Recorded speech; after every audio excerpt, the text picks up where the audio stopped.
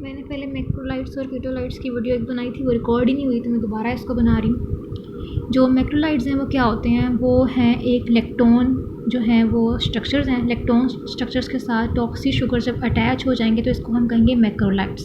ठीक हो गया। इसमें क्या क्या आएगा, इसमें रेथ्रोमाइसिन, इज़ैथ्रोमाइसिन, क्लोरेथ्रोमाइसिन, यही है इसमें। कीटोलाइट्स क्या होते हैं, कीटोलाइट्स कहते हैं जो टेलिथ्रोमाइसिन को हम कहेंगे कीटोलाइट्स।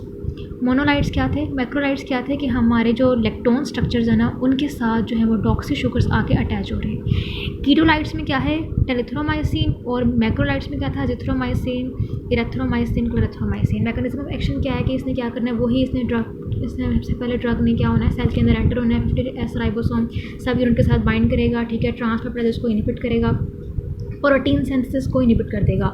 ठीक है, अगर तो ये नॉर्मल क्या करते हैं, ये बैक्टीरियोस्टैटिक होते हैं, लेकिन अगर हम इनको बहुत ज़्यादा देते हैं तो ये बैक्टीरियोसाइडिक हो जाते हैं।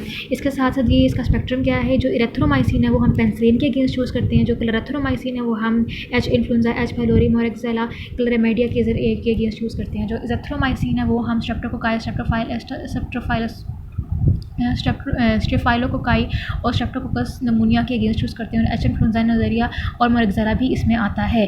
टेलिथ्रोमाइसिन जिथ्रोमाइसिन की तरह होता है। इसमें क्या होता है, कीटोलाइट्स की थोड़ी सी मॉडिफिकेशन करते हैं जिसकी वजह से ये इफेक्ट जो मेडिसिन है वो ज़्यादा इफेक्टिव हो जाती है। अभी तक हमने क्या पढ़ा, अभी तक हमने मैक्रोलाइट का स्ट्रक्चर पढ़ा, क्या होता है कि इलेक्ट्रॉन स्ट्रक्चर्स के साथ जो हैं वो डॉक्सी शुगर्स आके अटैच होते हैं। ठीक है, और इसमें क्या क्या आता है, इरेथ्रोमाइसिन, क्लोरेथ्रोमाइसिन, जिथ्रोमाइसिन, क्लोरेथ्रोमाइसिन और टेलिथ्रोमाइसिन आता है। मैकेनिज्म एक्शन इसका क्या है, मैकेनिज्म एक्शन इसका ये है कि इसने क्या करना है, सेल के अंदर एंटर होना है, 50S राइबोसोम को इनहिबिट कर देना है, ट्रांसपेप्टाइड इसको इनहिबिट करेगा, ठीक है, और प्रोटीन सिंथेसिस को इनहिबिट कर देगा। उसके बाद हमने पढ़ा कि जो इरेथ्रोमाइसिन और पेनिसिलिन के अगेंस्ट इफेक्टिव है, जो क्लोरेथ्रोमाइसिन है इन्फ्लुएंजा, मोरेक्सेला, क्लाइमीडिया के अगेंस्ट इफेक्टिव है, और जिथ्रोमाइसिन जो है वो स्ट्रेप्टोकोकाई, स्टेफाइलोकोकाई, स्ट्रेप्टोकोकस और इसके स्ट्रेप्टोकोकस नमूनिया के अगेंस्ट इफेक्टिव होता है। और टेलिथ्रोमाइसिन जो है जिथ्रोमाइसिन की तरह होता है। सबसे मज़े की अब इसकी है फार्माकोकाइनेटिक्स। क्या है ये कि जो इरेथ्रोमाइसिन है ना वो डिस्ट्रॉय होती है हमारे गैस्ट्रिक एसिड में, इसीलिए हम इसको जो है वो टैब्स के ज़रिए देते हैं। ठीक है, और जो क्लोरेथ्रोमाइसिन और जिथ्रोमाइसिन है ये एसिड स्टेबल होती हैं। जो हमारी फूड है ना वो जिथ्रोमाइसिन इरेथ्रोमाइसिन को के साथ इंटरफेयर करके उसकी अब्जॉर्प्शन को कम कर देती है, लेकिन जो फूड है ना वो क्लेथ्रोमाइसिन है ना, क्लेथ्रोमाइसिन उसकी अब्जॉर्प्शन को बढ़ाती है।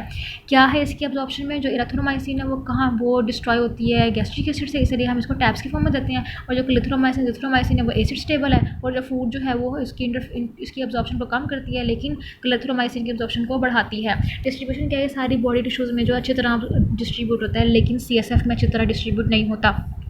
जो जिथ्रोमाइसिन है वो उसकी एक्टिविटी ज़्यादा होती है फैगोसाइटिक सेल में। एलिमिनेशन कैसी होती है, जो इरेथ्रोमाइसिन है ना, इरेथ्रोमाइसिन वो बाइल के जरिए एक्सक्रीट होती है, जो क्लेथ्रोमाइसिन है वो पहले जाती है बाइल के पास, लिवर के पास, बाद में यूरिन से एक्सक्रीट होती है। उसके बाद जिथ्रोमाइसिन जो है वो अनचेंज यूरिन में एक्सक्रीट हो जाती है। इसके अलावा इसकी हाफ लाइफ जो है वो ज़्यादा है। उसके बाद है साइड इफेक्ट्स क्या है, वही ये जो है वो गैस्ट्रिक एसिड की इरिटेशन कॉज करती है, हाइपर सेंसिटिविटी कॉज करती है, जो कोलेसिस्टिक कॉज करती है, ऑटोटॉक्सिसिटी कॉज करती है, OT की प्रोलॉन्गेशन करा देती है। ड्रग इंट्रैक्शन क्या है कि ये CYP450 को इनहिबिट कर देगा, और जो ड्रग्स ये जिस ड्रग्स को मेटाबोलाइज करा था वो भी इनहिबिट हो जाएंगे, और वारफरिन और फिनोडाइन वगैरह की जो है वो लेवल इंक्रीज़ कर जाएगा। हो गया मैक्रोलाइट्स और कीटोलाइट्स। इतना सा था इसमें कि जो है ये जो इलेक्ट्रॉन स्ट्रक्चर्स के साथ जो है वो डॉक्सी शुगर अटैच होते हैं, और जो है कीटोलाइट्स हैं वो टेलिथ्रोमाइसिन होती हैं उसमें। मैकेनिज्म ऑफ एक्शन वही है इसका, जो इरेथ्रोमाइसिन और पेनिसिलिन जी के स्ट्रक्चर बहुत आसान सा टॉपिक है ये। ठीक है, आगे हम बढ़ते हैं क्लेंड्रामाइसिन। क्लेंड्रामाइसिन उन लोगों को पता होगा इसके बारे में जो एक्नी से लड़ रहे हैं। ठीक है, वो जब क्लेंड्रामाइसिन यूज़ करते हैं तो उनकी एक्नी ख़त्म हो जाती है। क्यों ख़त्म होती है, क्योंकि प्रोटीन की सिंथेसिस इनहिबिट हो जाती है। ये बिल्कुल मैक्रोलाइट्स की तरह होता है। ठीक है, 50 सेल के अंदर एंटर होगा, 50S राइबोसोम के साथ अटैच होगा, वहाँ पे ट्रांसलोकेशन इनहिबिट हो जाएगी, ट्रांसपेप्टाइडेशन इनहिबिट हो जाएगी, प्रोटीन सिंथेसिस रुक जाएगी।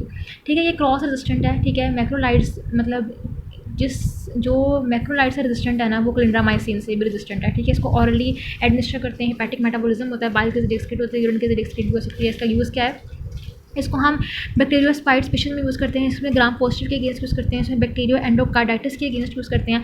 इसको हम जो है वो C डिफिशियल इन्फेक्शन के ज़रिए अगेंस्ट भी यूज़ कर सकते हैं। इसका एडवर्स इफेक्ट क्या है, डायरिया, एलर्जी, हेडेक, वही चीज़ें सारी इसमें। उसके बाद एक और ड्रग आती है, इसका नाम है ऑक्साजोलिडिनोन्स, ठीक है, ऑक्साजोलिडिनोन्स। ये क्या है, ये सिंथेटिक होती हैं, ये एक्टिव अगेंस्ट होती हैं, किसके अगेंस्ट हैं, ग्राम पॉजिटिव रेजिस्टेंट कोकाई के अगेंस्ट जो एक्टिव हैं, ठीक है, मेथिसिलिन रेजिस्टेंट है के अगेंस्ट एक्टिव है, स्ट्रेप्टोकोकस ऑरियस के जरिए VRE के अगेंस्ट, पेनिसिलिन रेजिस्टेंट स्ट्रेप्टोकोकाई के अगेंस्ट है, ठीक है, ये बहुत आसान है। मैकेनिज्म ऑफ एक्शन इसका क्या है कि 50S राइबोसोम के अंदर जो 23 राइबोसोम है ना, उसको ये इनिबिट करके प्रोटीन सिंथेसिस को इनिबिट कर देगा। बैक्टीरियल स्पेक्ट्रम क्या है, बैक्टीरियल स्पेक्ट्रम इसका ये है कि ये अल्टरनेटिव, हम रेप्टोमाइसिन के अल्टरनेटिव्स को यूज़ कर सकते हैं। जो इसका रेजिस्टेंट है ना, रेजिस्टेंस मैकेनिज्म वही है कि क्या करेगा, ये पंप को इनिबिट कर देगा, और जिस एंजाइम के ऊपर इसने आके अटैच होना है, इस एंजाइम को इनिबिट कर देगा। उसके अलावा जिस एंजाइम की एक्टिव साइड बाइंडिंग साइड पे आके अटैच होगा, वो बाइंडिंग साइड को ही अल्टर कर देगा कि मेरे ऊपर आगे लगे ही ना और एक्टिव ही ना हो।